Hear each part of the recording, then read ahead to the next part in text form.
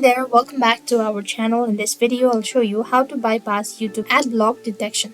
So in order to bypass YouTube Adblock detection, you need to follow the steps. So what you have to do is open up a browser, and what you could do is you could open up a YouTube application and log into your account. And if you have any of these extension or Adblock extension, you want to disable it for that. So click the extension icon from the top right and then go to manage extension.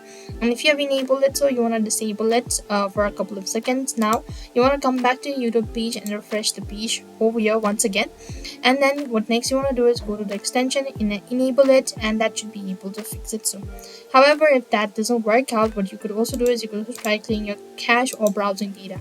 So for that, you want to go to the three dot from the top right and go to settings. And here what next you want to do is you just want to go to privacy and security and make sure to go to delete browsing data and click on delete data, and that should be able to help you out.